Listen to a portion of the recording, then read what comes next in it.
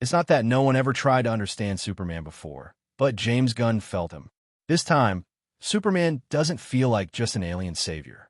He feels like a confused, kind, and fiercely hopeful human being who isn't always fighting the world, but often fighting himself. And that inner battle feels just as real on screen as any war zone should. Talking about the film, it clearly feels like an upgraded live-action version of the Superman from comics and animated shows. And that's really cool, because it doesn't hold back from showing what Superman truly is. Even though he has powers, deep down he's a human, just like us.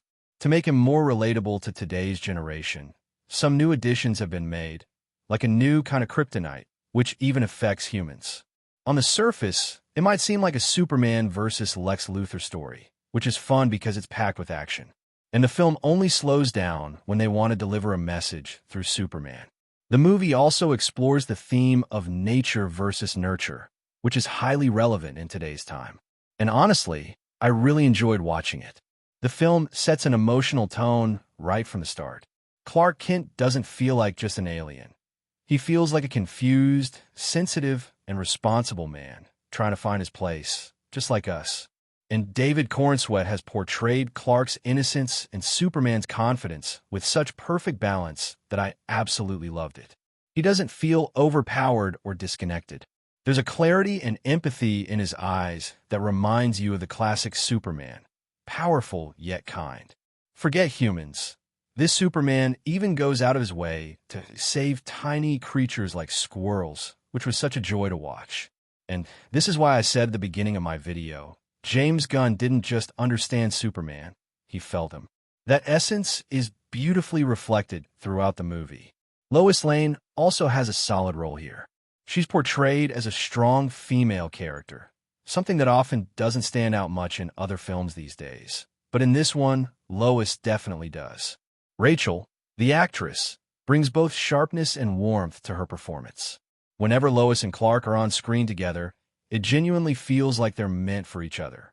The way Lois points out Clark's flaws without holding back, it's also that her Superman can be ready for the world. Because this world will ignore 1,000 good deeds if you make one mistake. And sometimes, a smart person can twist your good actions to make them look bad.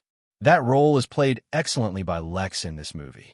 You can get an idea of Lex's intelligence by the fact that he knows Superman's every move before he even makes it, and already has thousands of counters planned in his mind. At times you'll feel, oh, this must be Lex's plan, but he's actually thinking beyond even that, in ways you can't imagine. For me, one standout was Krypto the Superdog. Once you find out the reason behind his unusual behavior, it becomes even more fun to watch. And the way he treats Superman throughout the film is super entertaining. Also, the movie does a great job showing why Mr. Terrific is considered DC's third smartest man. Even though he prefers logic and has a sharp mind, the film confirms he's not just about brains. He's no less when it comes to firepower either. As for the supporting characters like Green Lantern and Hawkgirl, their roles are exactly as much as needed for the story, so the focus never drifts away from Superman. Because the way Superman is shown as human in this film, it's rare to see that in any previous Superman movie. James Gunn's storytelling approach here is very grounded. It doesn't carry the philosophical weight of Snyder's style, nor the forced humor of Marvel. Gunn has created a world where Superman himself is a metaphor, a symbol of hope and kindness. And the film maintains this point throughout without overdoing anything. When the action scenes arrive, the visuals feel breathtaking. But the film doesn't rely solely on action. Just when you expect a heavy CGI moment, it surprises you with an emotional punch. And that's its true strength.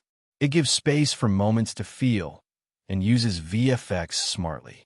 Among the supporting cast, there are also characters without powers, like Jimmy Olsen and Eve, Lex's girlfriend. At first, you might wonder why they're even in the movie. But as the story progresses, their importance becomes clear. So I can confidently say that none of the side characters are just background props. They are part of Clark's world. These small details make the film richer and more connected to the comics. Talking about the background score, it's the silent hero of this film. When Superman is shown in his full form, or when Mr. Terrific is in action, the music uplifts you. It's neither overbearing nor forgettable. Gunn has maintained a modern, yet timeless tone with emotional depth. And yes, if you're a hardcore DC fan, you'll catch a few subtle Easter eggs. But they're used with restraint, just small hints for future setups, never distracting from the film's core essence, which is kindness and courage. In today's cynical times, where every hero or anti-hero tends to be morally gray, Superman is a rare exception. He's clearly good, but the film doesn't make his goodness boring and presents his powers in such a balanced way that it never feels overwhelming. Clark Kent's struggles, his duality, all feel relatable, and that wouldn't have come through as strongly without characters like Lex. This is where the concept of yin and yang comes in. It maintains the balance. So, if you're scared or unsure about this new version of Superman, or wondering whether David Corenswet can carry that legacy, let me answer it for you. Yes, he absolutely can. This film is a reminder that superheroes aren't just meant to fight. Sometimes their biggest role is to show the world what hope and kindness truly mean. And this movie definitely delivers that. If you truly understand the essence of Superman, you're going to love this film, minor flaws and all. You might not even notice those flaws while watching. Sure, if you sit down with a bot and analyze it scene by scene, some issues may come up. But honestly, I'd say just go and experience this movie in theaters. And if possible, watch it in 3D. Because I genuinely had a great time, and I know you will too. It's been a while since we got a superhero film this good. So don't miss it in theaters. See you in a new video with a new topic. Until then, bye-bye.